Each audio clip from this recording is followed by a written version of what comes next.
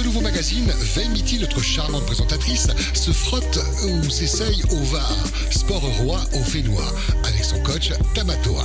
Notre doc de la semaine, deuxième volet de la série dédiée au handisport, nous présente aujourd'hui Al Gover, handicapé de naissance mais aussi et d'abord athlète de haut niveau.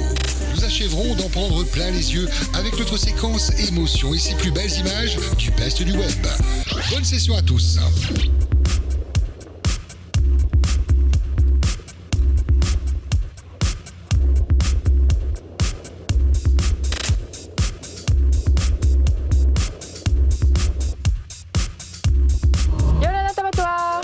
Ça va? Ça va. Alors, est-ce que tu peux te présenter, nous dire qui tu es et ce que tu fais? Je me présente Tamatoa Pérez, je suis éducateur de VAR. Donc, nous sommes ici sur Motu de Haroué, mon école de VAR. Et ça fait plus de 35 ans que je suis dans le VAR et aujourd'hui j'ai une école et je m'occupe de tous les publics, les enfants, les adultes, les femmes, les handicapés et tout le reste. Voilà. Qu'est-ce que le VAR représente pour toi? Pour moi, c'est vrai que c'est de la famille, hein. Mes grands-parents ramés, mes parents. Donc c'est d'abord une histoire de famille, bien sûr.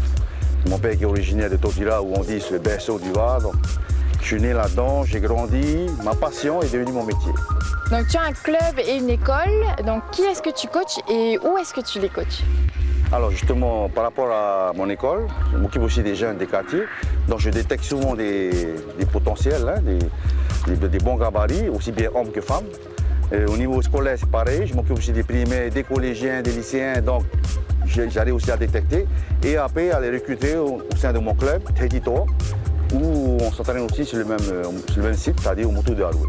Alors par rapport à ton club, quels sont les types d'entraînement que tu proposes? Donc, par exemple, là en ce moment, je suis en train de préparer nos dames. Donc on est en train de préparer d'abord le travail de fond, c'est-à-dire on fait beaucoup d'endurance, mais beaucoup d'applications techniques avant tout, avant d'essayer d'aller chercher la puissance ou la vitesse. On va d'abord chercher la technique. Et une fois qu'on a une bonne cohésion, hein, au fur et à mesure, j'arrive à voir si elles s'entendent, parce que les femmes aussi, voilà, c'est assez compliqué.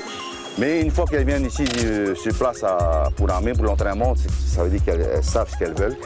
Et à ce moment-là, pour moi, c'est plus facile de préparer un programme, un groupe, par rapport à leur catégorie d'âge. Et enfin, quelles sont les spécificités du V1?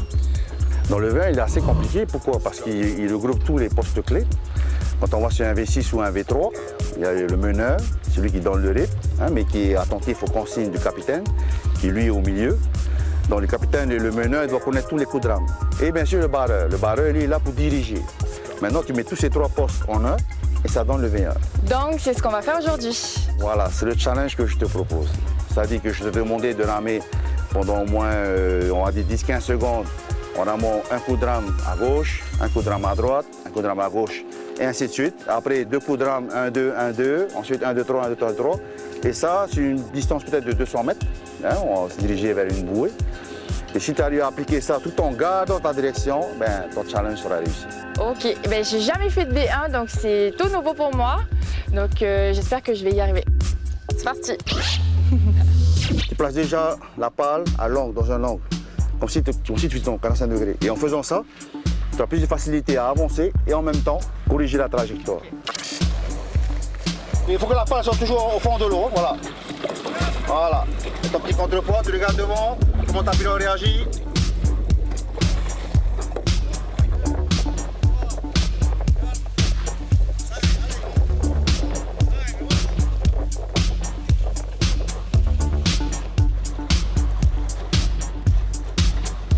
C'est ce qu'on appelle un virage à la corde. Hein.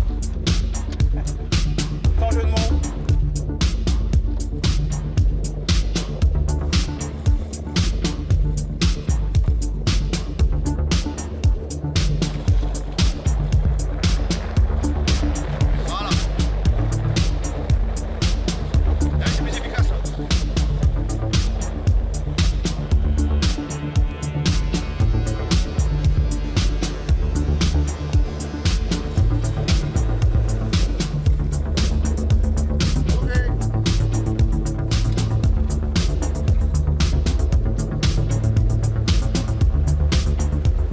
Aujourd'hui, j'ai mis la barre très haut, connaissant un peu Vemiti, hein, vu tous les défis qu'elle a relevés déjà depuis.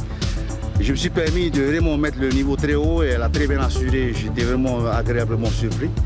Malgré en plus que le vent se soit levé, Donc il y a des petits moments d'hésitation en fait pour voir la stratégie à adopter, mais on est très bien sorti. Donc pour moi le défi est relevé. Toméga, bonne sensation et bon conseil de Tamato. Merci. Aruro.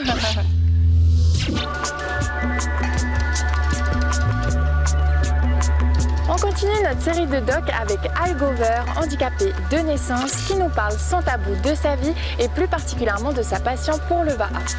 Une passion qui l'anime et qui lui fait soulever des tonnes d'eau comme d'autres soulèveraient des montagnes. Portrait.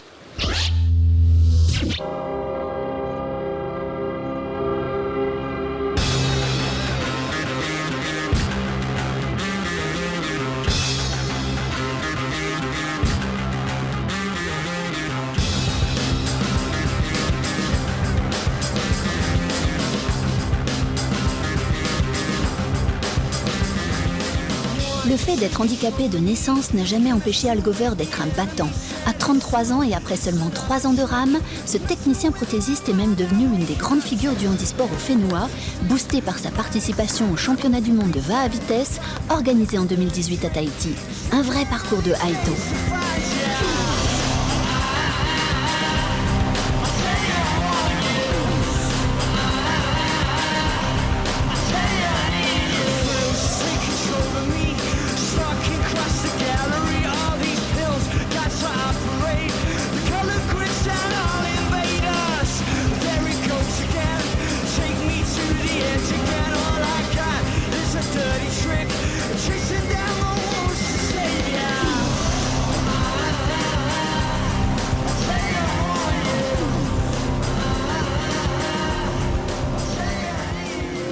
C'est vrai que quand j'étais petit, c'était pas facile. Hein. J'avais toujours une certaine honte, surtout à l'école. Mais j'ai eu la chance d'avoir une famille qui a toujours fait de moi quelqu'un qui était normal, quoi. Et du coup, ça s'est assez bien passé. Et il est vrai que j'ai eu beaucoup d'amis aussi, j'ai des bons amis. Du coup, ça n'a pas vraiment été un grand problème finalement. Donc, avec le temps, je faisais de moins en moins attention, quoi, au regard des autres. C'était plutôt ça qui me faisait un peu de peine, quoi. Et surtout avec le travail aussi, j'ai vu que j'ai commencé à voir et à comprendre que je n'étais pas le seul, quoi. Alors qu'à l'époque, je pensais que j'étais tout seul à être dans ce cas-là. Et grâce à mon travail, où je travaille beaucoup pour les personnes en situation de handicap, du coup j'ai vu qu'il y en a beaucoup et qui sont gravement, plus handicapés que moi, quoi, on va dire. Et ça m'a permis un peu de surpasser un peu ce sentiment-là. Je ne suis pas à plaindre comparé à d'autres. Ouais. Il y en a qui sont pires, quoi.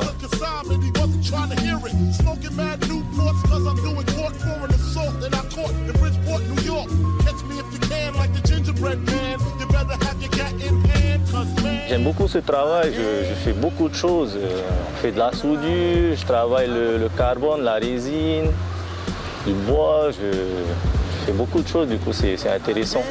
Et en même temps, travailler pour les personnes en situation de handicap, c'est important, quoi. Du coup, j'aime ce que je fais. Et ça fait 10 ans que je travaille avec Al Gover.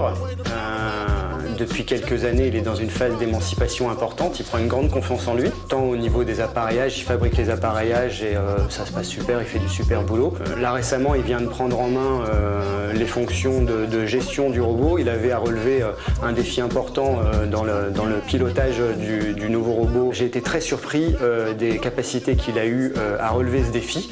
Et donc, je suis assez confiant sur ses capacités à relever des défis dans le sport et à se surpasser. Je suis le seul handicapé dans la société et pareil, que dans le sport j'ai été bien intégré. Les copains de boulot sont super, donc il n'y a pas de souci. Ouais. Au niveau du boulot, je fais ce qu'ils font. Je ne me sens pas trop en situation de handicap, je ne me sens pas trop handicapé, donc ça va. Au boulot, c'est top, quoi. Dans l'orthopédie, on fait du sur-mesure, donc chaque appareil oblige à concevoir quelque chose et donc à créer quelque chose et quelque part à se surpasser. Donc, mais Al Gover, effectivement, a de très bonnes capacités. Il remplit parfaitement son rôle dans l'équipe. Ouais. Là, c'est moi-même qui l'ai monté. Du coup, c'est pratique, quoi. Je m'amuse un peu et voilà. C'est moi-même qui la règle avec François, mon chef, donc c'est top. Étant donné qu'il est appareillé lui-même et amputé fémoral, évidemment ça a été, je pense, super intéressant et super enrichissant pour lui de découvrir comment monter une prothèse, comment régler une prothèse. Et aujourd'hui, il est tout à fait capable de gérer sa prothèse lui-même, de la concevoir de A à Z. Et il a appris un petit peu le métier de prothésiste en tant qu'amputé. Et je pense que c'est quand même un gros plus. J'y avais pas droit. Mais récemment, j'ai refait ma demande parce que j'ai vu qu'il y avait un arrêté sur ce sujet, comme quoi même si tu étais handicapé, tu avais toujours droit à une allocation, même si tu travaillais. Mais bon, on me l'a refusé parce qu'apparemment, je n'étais pas assez handicapé.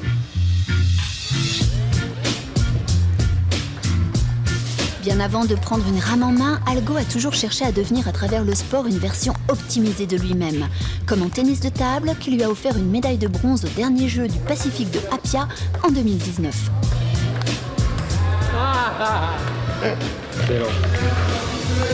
Ping-pong, oui, j'ai commencé ça au collège. Je me débrouillais pas mal, quoi. J'étais assez bon.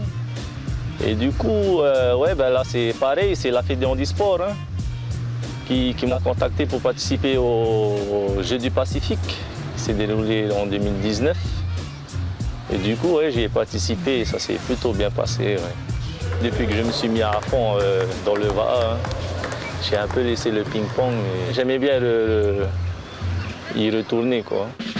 En attendant, c'est l'appel du bleu et du large qui l'habite, nourrissant ses rêves de participation aux prochains Jeux paralympiques de Tokyo. Une perspective qui requiert une pratique intensive, mais dont l'espoir lui est largement permis après ses victoires dans les dernières courses locales, ayant proposé un parcours Paravaa. Je m'entraîne tous les jours, du lundi au jeudi et le samedi matin. Toujours à fond, même à l'entraînement, je me mets toujours à fond, quoi. Dès 16h, je file à l'entraînement. Et là, focus sur l'entraînement, que ça soit en V1 ou en V6.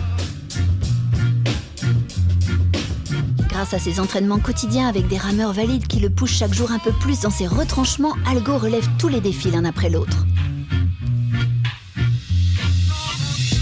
Demain, il y a la grande course Polynésie la première. Ça va être ma première participation avec les seniors. Du coup, je suis très content et j'ai hâte de participer. La première grande course de l'année de V6, donc c'est top. Ça va être pas mal. Dans le prochain épisode, nous retrouverons Pascal et son kiné Mathieu pour la suite de la formidable aventure de la reconquête de son autonomie après cet accident de plongeon qui lui a valu une tétraplégie il y a quelques années. Une leçon de vie et d'espoir qui a pris la forme d'une découverte de l'aviron pour renouer avec l'océan, la sensation de glisse, son amour de la rame et du dépassement de soi.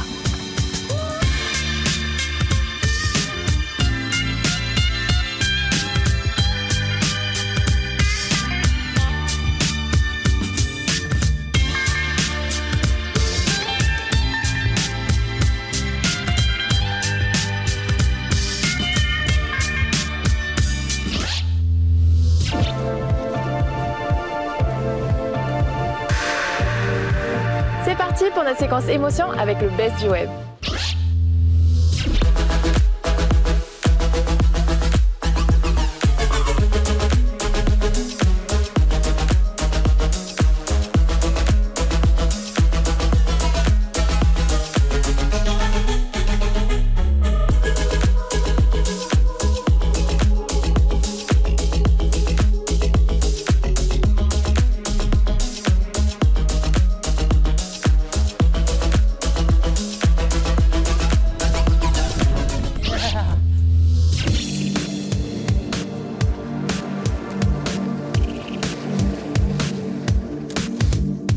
Merci d'avoir été parmi nous aujourd'hui. Cet épisode est disponible en replay sur les plateformes de Polynésie La Première ou bien sur nos réseaux sociaux.